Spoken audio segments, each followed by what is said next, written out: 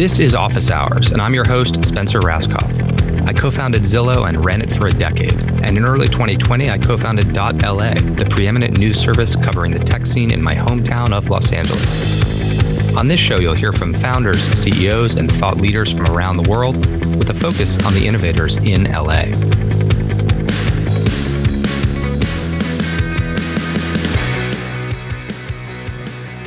Feels great to be at a conference again, huh? Yeah. Thank you to the Montgomery and the March Capital teams for putting this on. An amazing event, tons of great energy. Great to see a lot of old friends and make many new ones as well.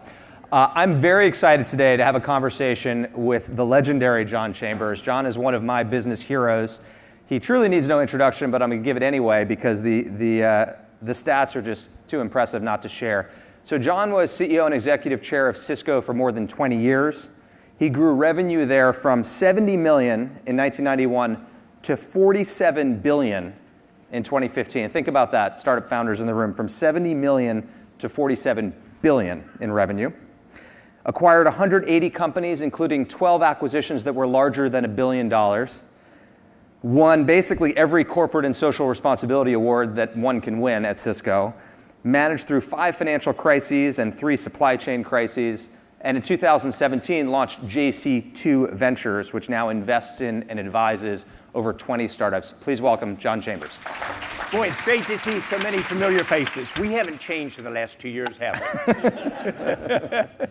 So the last 2 years, yes, but the last 2 weeks have been tricky. Yes. Let's start there, I guess the last couple months, really. Okay. We're living through wild times. This is a new type of crisis, but you've lived through many others. I've lived through a couple. In what ways is the 2022 operating environment and challenges that we're facing similar or different to 2008, 2001, and other crises that you've managed through? Okay, the good news is I've seen about every movie that there is to see. I've messed it up at least once, and we've done some things pretty well. And as all of us know in this room, there's, Jamie, nothing that helps you get through the tough times or cover up your mistakes like growth. So I think there are parallels in many ways in terms of technology being the key part of the future, the sudden concern about business momentum, probably over amount of money following too few of an opportunities. But the challenge this time is different and it's going to occur faster.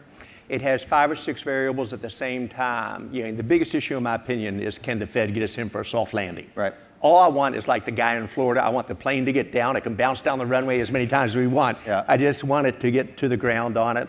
So I think how the Fed behaves is the key determining factor.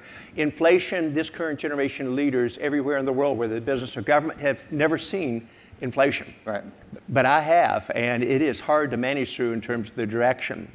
The geopolitical issues we get, first on the Russian side, but also on the China side. And either one of those could dramatically skew the issue. And the supply chain, well, in some areas it's getting better, and others it's not. So you've got 4 or 5 variables that we've not seen before. What has changed on the positive side?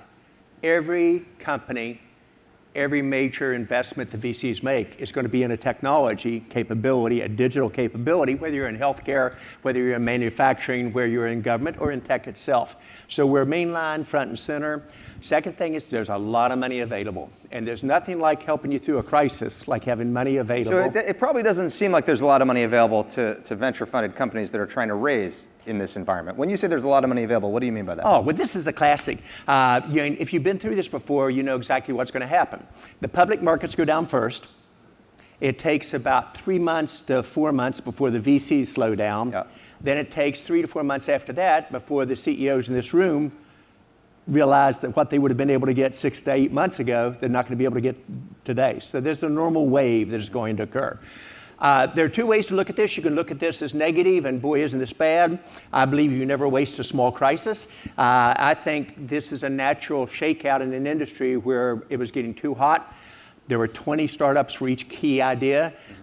Companies that do well often come out of slowdowns because that was the time their competitors didn't get funded. That was the time the big guys didn't take risks that they would otherwise. And if you look back through history, and Jamie, you've seen this again and again, a lot of the top tech companies actually broke away during the downturn. So I see it as an opportunity to break away. You're planning for this. If you ever want to discuss it, the good news is I've done playbooks on this, and again, I've been through so many of them. But it is important that you approach it with a plan and don't do it transactionally. Yeah, so the silver lining is clear, and I've seen this too. I haven't been through as many crises as you, but the two that I managed through were the financial crisis of 2008 when I was running Zillow, and the travel recession of 2001 when I was running Hotwire. And in both cases, the industry dynamics changed a lot. In 2008, the real estate industry embraced online distribution and real estate agents embraced online advertising because of the financial crisis. And in 2001, the travel industry embraced online travel distribution more than they otherwise would have because they were so desperate. In both cases, the industries needed help, and so they embraced technology. Absolutely. What managing Cisco through these crises, are there analogies and similarities to? Well, there are, and many of the people in this room understand the comparison you just make, and we get it. But perhaps what we tend to forget is the first thing you do when you head into a potential crisis is you take a step back and you have to be realistic. How much of it was self-inflicted and how much of it was inflicted by the market? The companies that get into trouble say, it's a market phenomena, I'm doing great, not worried. And so you want to do that first. Then all these crises, usually they last longer than you think and are deeper than you think, and especially 2008 and 2001, especially for high tech in 2001. And so you want to anticipate that it's going to be longer, it's going to be deeper. So as you do your scenario planning, you should do an A, which is the plan you're going to use, a B if it's tougher, a C if it's really tough, and you ought to say, what is my plan to get there?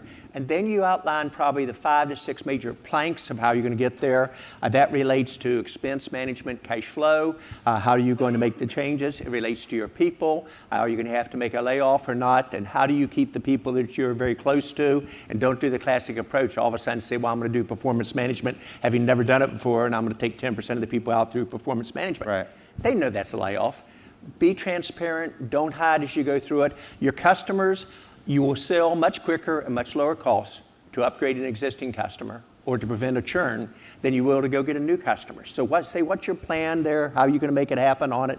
You've got to communicate regularly your vision of where the company will come out of this, what you're going to look like, and you've got to do that with your shareholders, you've got to do it with the market, you've got to do it with your customers, your employees. Most important person that you, or how you handle the transaction when you do a layoff is who? The person that's leaving, the departed. Because how you the survivors treat that person pay attention will determine your future. The employees who stay back at the company will watch to see how you did. To this day, I go, and it hurts when they say it, because I laying off 7,584 people in 2001. I didn't see the market change. I kept doing the right thing too long. 65% plus growth for 10 years, every quarter, never grew below 50%. And all of a sudden, the market started to slow. My growth was 70%. I had this next quarter, Tim's the CFO at ASAP. I had it. And all of a sudden, I went from 70% growth first week in December to minus 45. So how do you know? Minus 45. My customers disappeared. They didn't stop order. They were gone. Gone. How do you know how deep to cut when you run into that wall? You want to make your changes one time. Yes. And don't do it transactionally. You want to piece them all together. You want to show the calmness, etc. You want to be realistic, and you want to tell, because your employees know, your shareholders really know how much was self-inflicted and how much is market. And you try to make it one time. You always should cut deeper than you think you need. Assume it will last longer. At the same time, you want to view this as an opportunity. I don't like the word narrow waste of crisis, but this is true. This is a chance you want to bring your company, even if you all of a sudden are shrinking, to say, all right, here's how we come out. But as we come out, here's the opportunity that we can have to break away. If you went from 100% growth to 50% growth, all of a sudden you say, this is an opportunity to reposition us for the future. We got sloppy in how we had ourselves organized. We were getting, each of the areas was getting a little bit more resources than they need. Let's get back to the basics on prioritization, put the resources where you're going to get the biggest bang for the buck, have the courage to break away, and then maybe make, especially if you're going to 50%, make a bet or two for the future. Right. You get the best opportunity to acquire companies during the downturns. Not just because their price is better, but their CEOs get tired, and so do the shareholders. Right. And all of a sudden, companies that would never be for sale before, or maybe again, are for sale. So don't waste the crisis. Deal with the world the way it is, not the way you wish it was. Develop a logical plan. Communicate. Don't hide. And be transparent with the changes you're making. Your employees, your shareholders, they'll see it anyhow. Totally agree on taking as generous care of those that are leaving the company as possible. One thing that we did well through both of those downturns was we extended the exercise period on options for people we laid off. Exactly. Typically, they had 30 days to exercise their options, and we extended it to, I think it was 2 years. It costs a private startup very little, almost nothing to do that. It's a small accounting charge. It means a lot to the departed people, and the survivors notice. Exactly, because if you exercise your options, you've got to burn cash when you're going without a job. That too. And you've got to pay taxes. Yeah. Yeah. And so you've got to think, what is the implication? Anytime you talk to anybody under any crisis situation, put yourself in their position.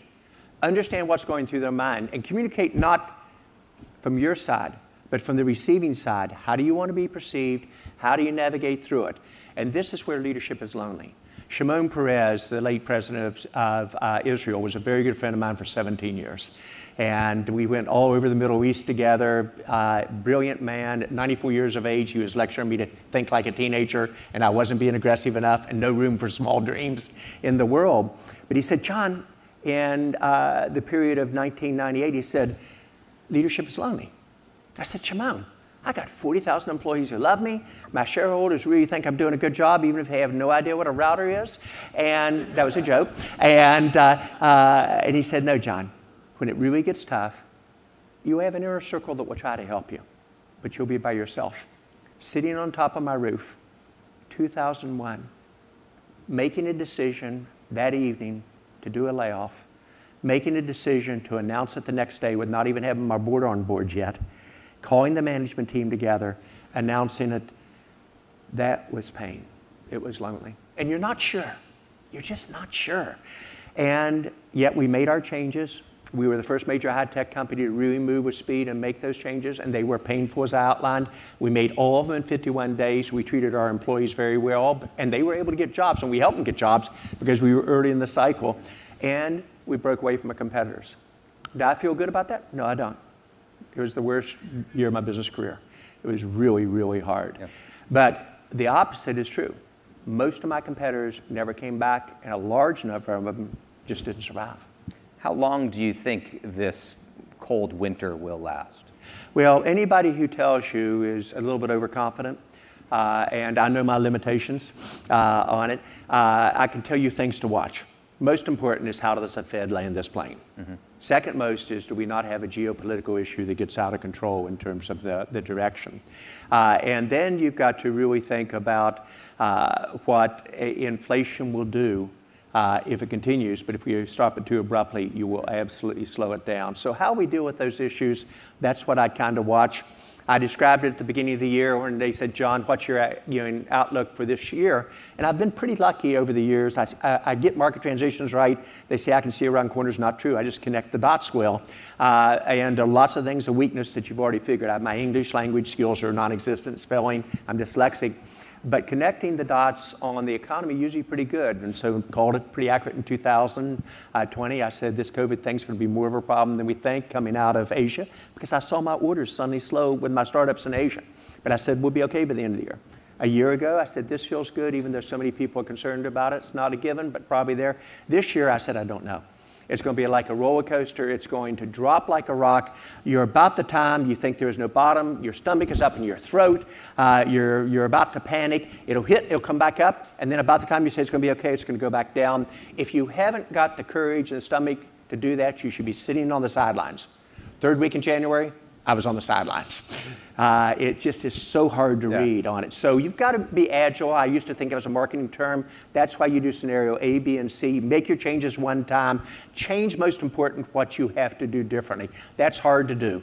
You will learn more about yourself, more about the culture of your company during the periods of the bump you will any other time. I'm advising companies I'm involved in to assume they won't be able to raise the type of round they want to raise for 24 to maybe 36 months. Now, hopefully I'm wrong. Hopefully that's overly pessimistic. Yeah. But that's the cash management I think they should be working towards right now? I agree. Yeah, and we started, and we were lucky on the startups. I said merry-go-rounds always stop. So whether it was ASAP or whether it was Unifor or Spark Cognition, et cetera, I encouraged all my startups beginning about a year and a half ago to raise money because the merry-go-round was going well. Let's get raised, and you don't know when it will stop, and cash is king. And then you've got to conserve cash in a constructive way and be realistic where things are, and you've got to have the courage to kill projects. Don't just do a peanut butter type approach to it. But yes, cash is king. John, you mentioned... I don't think it'll be 24 to 36 months, though. Good. If it's that long, we're in real trouble. Let's hope you're right. A big setback. You shared a poignant moment and stressful and challenging moment in 2001 when you're trying to think through layoffs and how to manage that downturn. What's one or two pivotal moments in your career where your career was on the line, where you had to make a decision? What was that decision, and how did you arrive at making it? There have been a number that were really tough. Some of them I navigated through better than others. Some of them got right. Some of them, if I had to do over, I'd do differently. The first one was when I did my first acquisition. And the first acquisition company called Crescendo. I wanted to buy a startup with a new area called Ethernet switching. Everybody knew it was ATM to the desktop at that time. Of course, all the experts, as it turned out, were wrong. And my board bought into it, but they wanted us to combine with another big company of similar size, Synoptics. And they said, John, you can eventually be the CEO there, but we want to combine the two. And I said, I convinced you to combine routing and switching.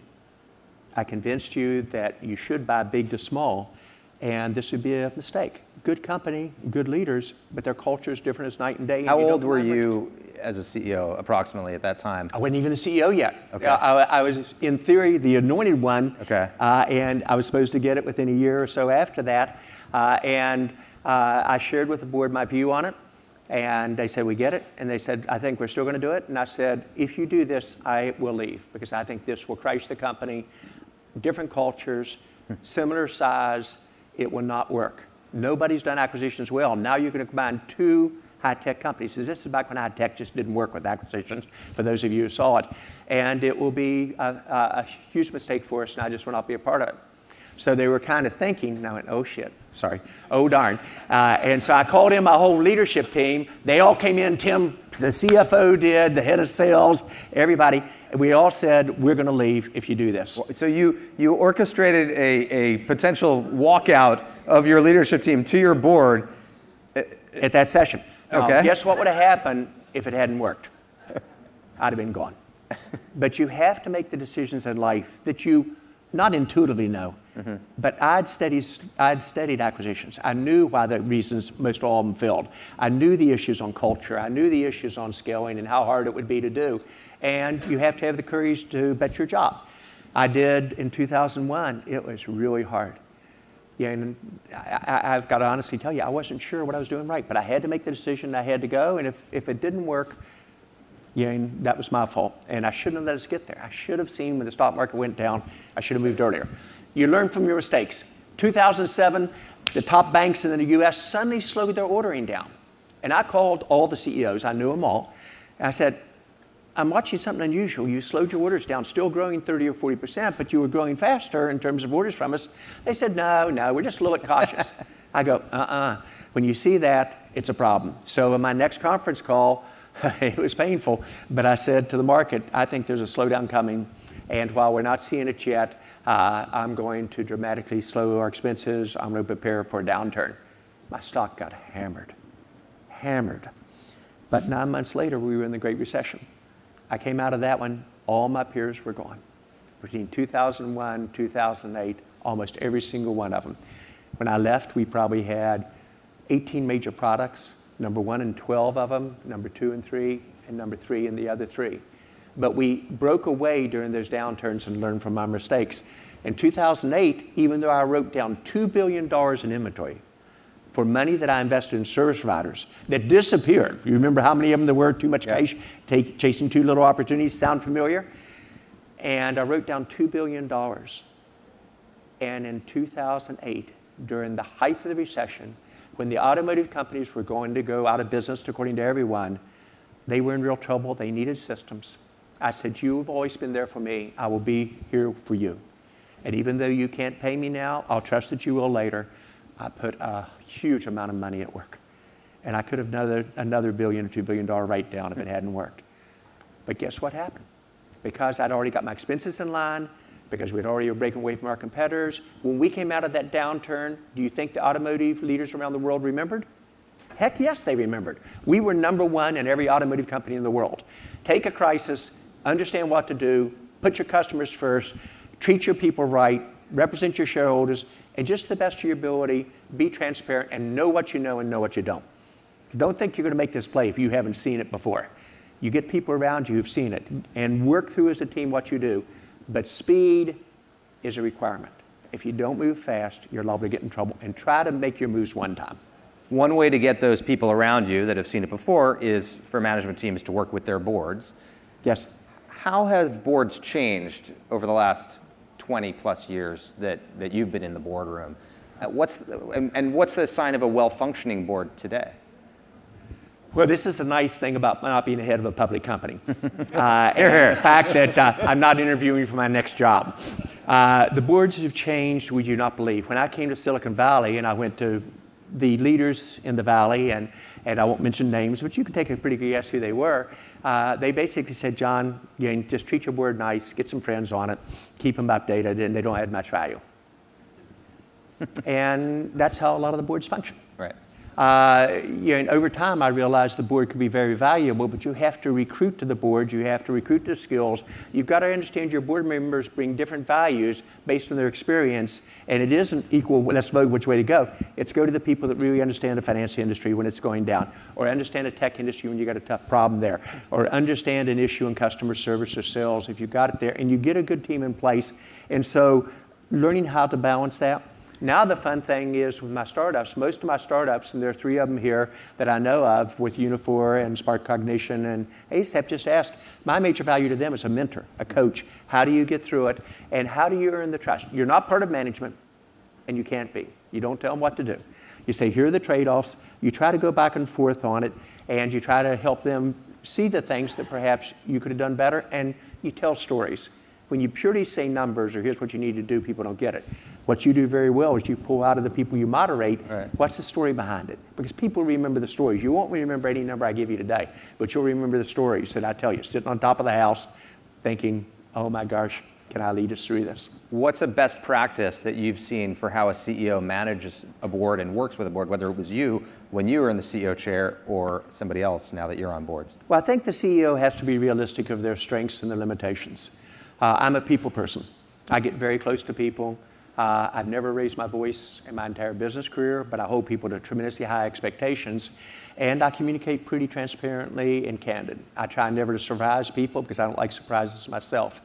So I think we're all learning how to put in place best practices, starting with inclusion and diversity on your board. I had 3 female board members before people were writing about having 1. Right. I did it because they Why? were really good. Really good. I needed the help. And so was Cisco early on overall focus on DEI? Yeah, I think we were very early in many areas, but we hit the same problem being very transparent that many of you all have hit. In the Valley, we leveled out at 24, 25, 26% female. Mm-hmm. And there's no reason for that. And it's been one that even Sheryl Sandberg, and I was the first CEO to really get behind her on saying lean in. And I felt she was too tough on the women. But I had to present to my 8,000 employee directors and above, have everyone read it. And I said, men, this is about us. We don't realize what we're doing here. So I think we've got to do better. Great companies, great countries, great future. When 54% of your educated workforce is female, better get that representation throughout your organization. It's just the right thing to do. It's good for business. What's an example of a time when you saw a diverse team, whether it was on a board or somewhere else, make a better decision because of that diversity? Oh, I can make so many examples of it. Like probably several of the startup organizations here in this room, I thought process was a dirty word. It slows you down. It's bureaucratic. You have to get consensus, et cetera. And it was people like Rebecca Jacoby and Randy Pond. Both out of the manufacturing arm. Rebecca became CIO and then COO. Randy did supply chain and then on to COO as well. taught me how important process was. And I learned how to use them very effectively. I've also learned, and at first I did my communications primarily one-on-one. I'd go talk to you about an issue, go talk to you about an issue, go talk to you about an issue, combine my thoughts, go back and say, here's what I think we do. And that's how I've managed probably the first 10 years of CEO. Now I tend to get the people virtually or physically together once I've got my thoughts, maybe do some homework ahead of time, and I go back and forth as a team, and we learn more as a team through give and take, especially during the crisis than otherwise. If you're part of that team, though, you've got to accept that a lot of time I may not accept your idea. It doesn't mean it's wrong. I want to listen to it. I want to see what the others are. It's not a popularity contest. Right. And in the end, the CEO has to make the job. During times of crisis, the CEO probably has to be a little bit more command and control. During times when things are running well, the CEO can't keep his or her fingers on all the pulse. Collaboration, empowerment with a clear vision of the direction is key. Right. What are some things that boards are not focused on that they ought to be?